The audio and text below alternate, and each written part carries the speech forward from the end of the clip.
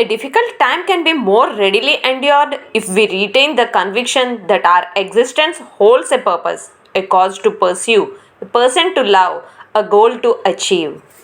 Most people do not consider dawn to be an attractive experience unless they are still up. Bhishma से सम्मानित होकर द्रोणाचार्य हस्तिनापुर में रहने लगे। द्रोणाचार्य के पुत्र अश्वत्थामा कौरव, पांडव, यदुवंशी दूसरे देश के राजकुमार के साथ साथ कर्ण भी विद्या सीख रहे थे।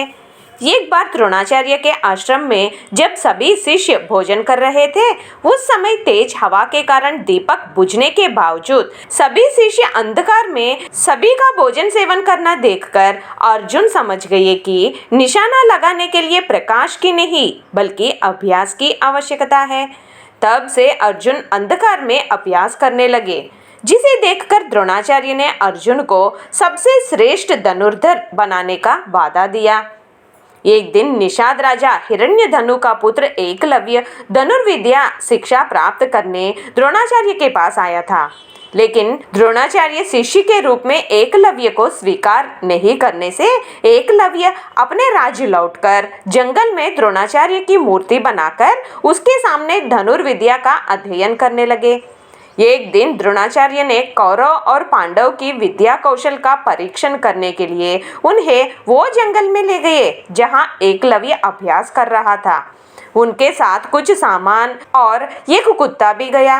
जब कौरव और पांडव अभ्यास कर रहे थे तो कुत्ता घूमते घूमते एकलव्य के पास जाकर भौंकने लगा।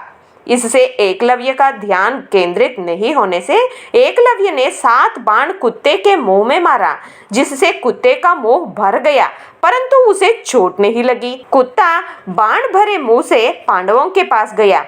कुत्ते के पीछे जाकर कौरव और पांडव एकलव्य से मिले। एकलव्य द्रोणाचार्य की मूर्ति के सामने अभ्यास करते हुए द्रोणाचार्य को गुरु बताना और उनका नैपुण्य देखकर अर्जुन ईर्षित होकर द्रोणाचार्य से उन्हें दिए गए वादे के बारे में याद दिलाया।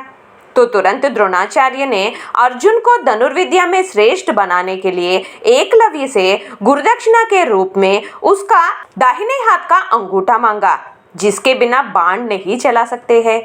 द्रोणाचार्य के प्रति भक्तिभाव के कारण एकलव्य ने अपनी गुरुदक्षिणा देकर इतिहास में श्रेष्ठ धनुर्धर के साथ साथ श्रेष्ठ शिष्य भी बने।